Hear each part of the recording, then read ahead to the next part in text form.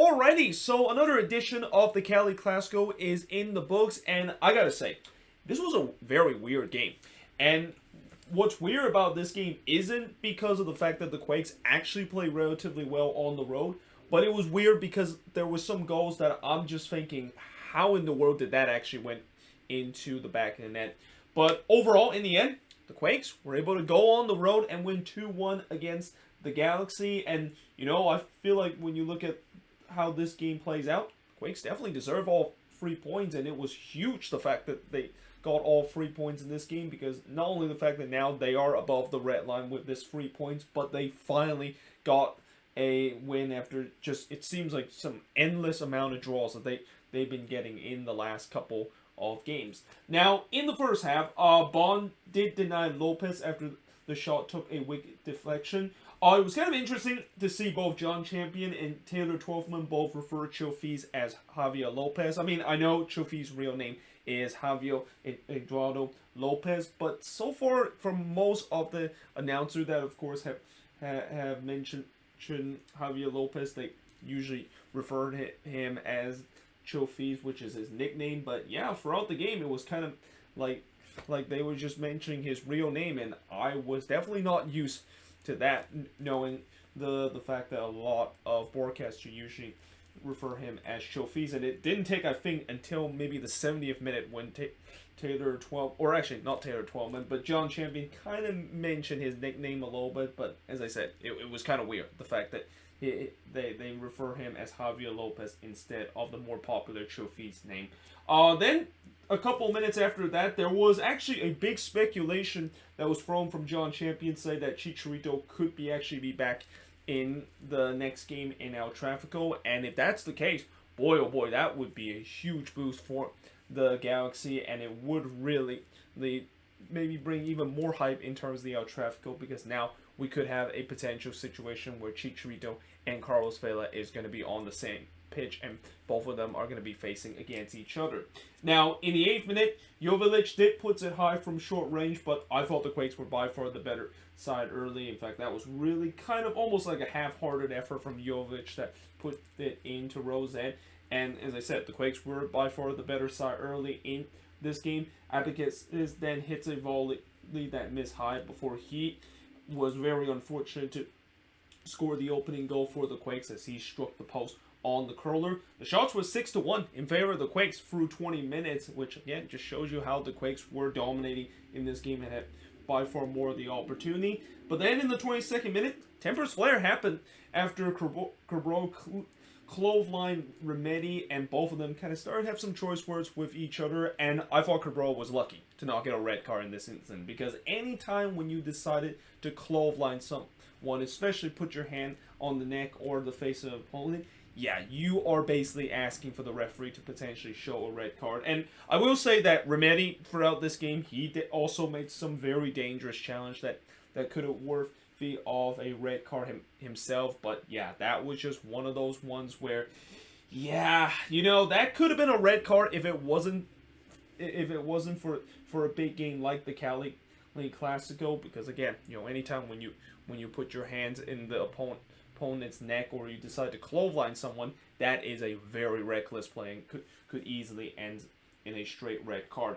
But nevertheless, after that incident, the Quakes continue to be on top. And also, by the way, it's unsurprising to see Temper's flare happen there. Although, that was actually the only time when the Tempers really kind of got flare throughout this game. I was hoping maybe there was going to be some Temper's flare moment, knowing the fact that this is a Cali Clasico. But for the rest of the game, it was kind of relatively clean. But as I said, the Quakes continue to be on top. But this is also when I started to get a little bit concerned, the fact that, yes, they're on top right now. They're creating a lot of chances, but they're not able to find the crucial opener. And how many times I've talked about this season, when you are dominating the game, and especially when you're dominating the game and you're playing against a better team, you don't put away your chances, you're going to get punished. And I thought that was probably going to be the case for the Quakes. But before that, Salinas did hit wide in the back post in the 32nd minute.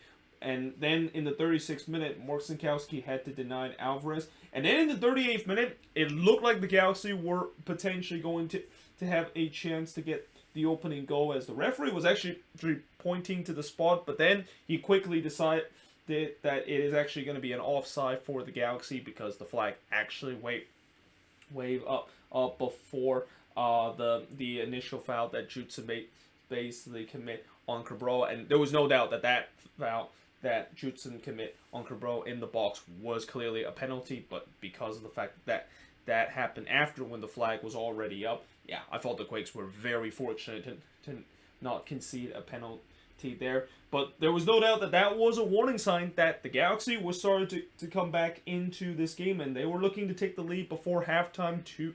Certainly my biggest concern with the Quakes of unable to take advantage when they were the better team, and now all of a sudden the Galaxy are back in the game, and they look like they might get a goal right on the stroke of halftime. Alvarez had a chance to do so, but he puts it high on the free kick, but it was actually the Quakes had the best opportunity to end the half to take the lead, but Jonathan Bond absolutely robbing Ebobisse not once but twice on the same sequence. I mean, first Ebobisse basically they tried to hit it, but Bond with an incredible save. But what a great recognition there from Bond to quickly get up on his feet after the ball went right back to Ebobisse, and somehow in some way Bond was able to deny him there. And Jonathan Bond, another solid performance in this game. And there was also some point where I'm like, oh great, is this happening again like the last Cali Clasico, where remember, or not the last Cali Clasico, but the last Cali Clasico that was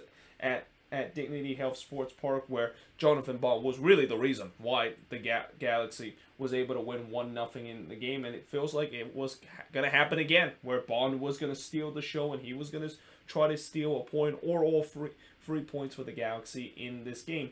But we head to halftime scoreless between both of these teams, and in the second half, it's, as I mentioned, I feel like this was just going to be one of those games where Bond is just going to not allow anything whatsoever. And that point kind of proved in the 47th minute when Ebobisse hits the post, and then on the follow, that one actually bounced right to Tanner Beeson. And again, Bond just some good reaction there to quickly get up on his feet and basically deny Beeson from point blank range. And yeah, I mean, I just thought the Quakes were just getting blue ball at that point. And then on the other end, in the 49th minute, Cabral actually went through a goal, but yeah, he did a typical Cabral moment, which is he wasn't able to keep his composure to put it into the back of net. In fact, he basically puts a weak shot wide, and that's kind of been the criticism of Kevin Cabral, where he could really be a world-class kind of player with the pace that he has and with the way that he can get into the final third. But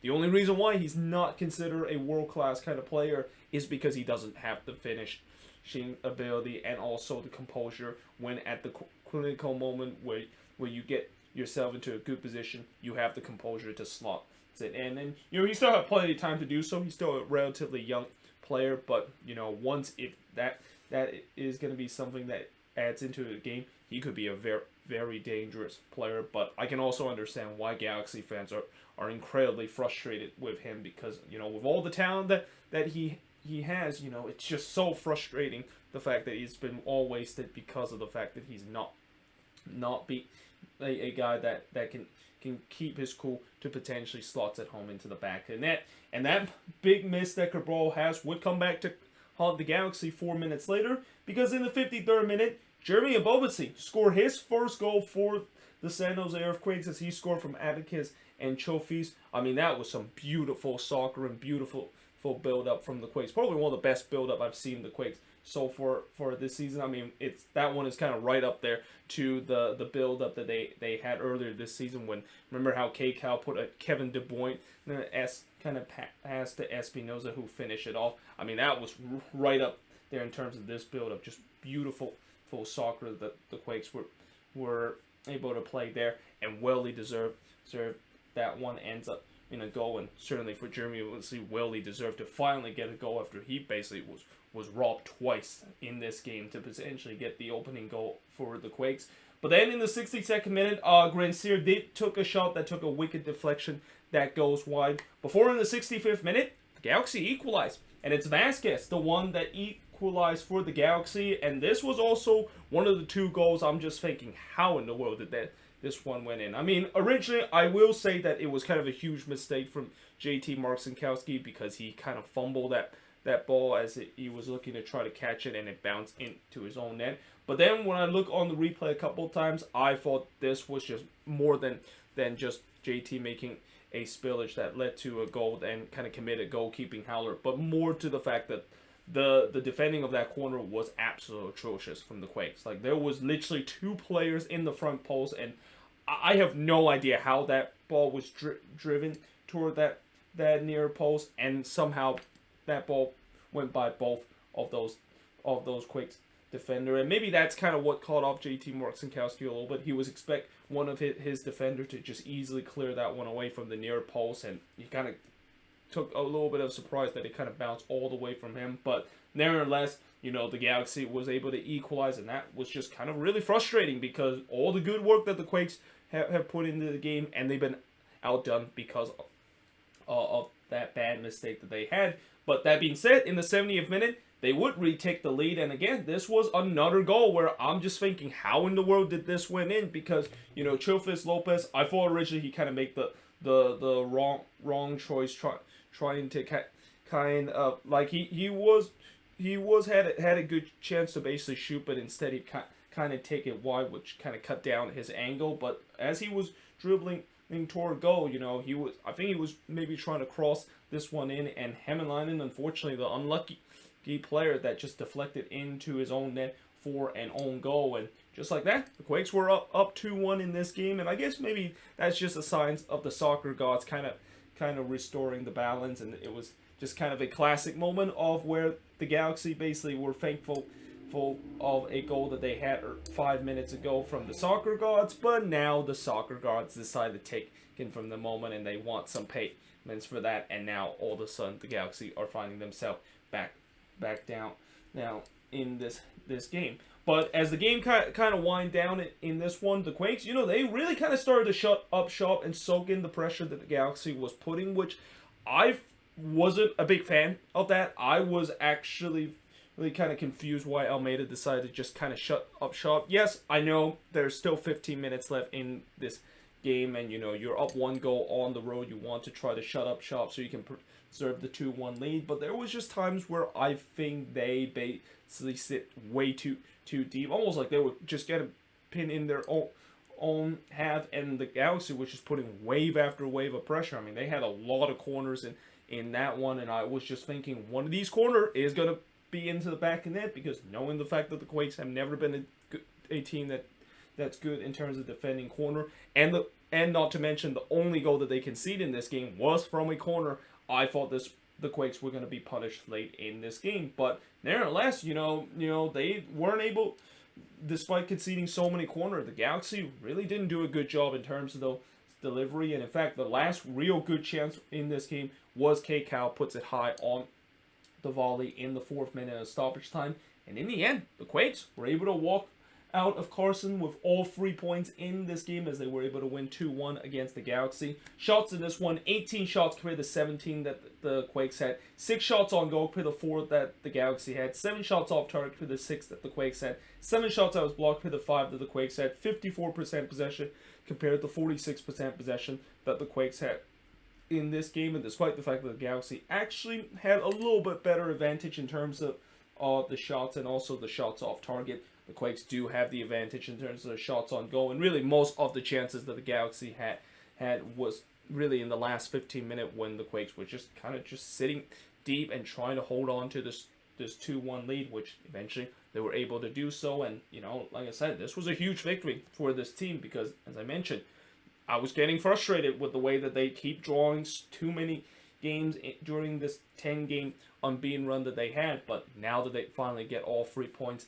they can now being above the red line, they can now start to maybe put some pressure on some of the teams around them to also get all 3 points to try to get above the red line. And also, most importantly, the fact that with them finally getting a win, hopefully this does spark some confidence. I mean, I know this team has been very confident ever since this unbeaten run has gone on, but hopefully now these wins that they, of course, are able to get in this one, and also a game just a couple of weeks ago against LAFC will start spark more wins during this unbeaten run, because like I said, it's one thing to go on a long unbeaten run, but it's another if you get wins during this long unbeaten run. And I think even with this win, the Quakes still have drawn way too many games doing this unbeaten run, but they're starting to try to change that by getting wins and getting all free points to push themselves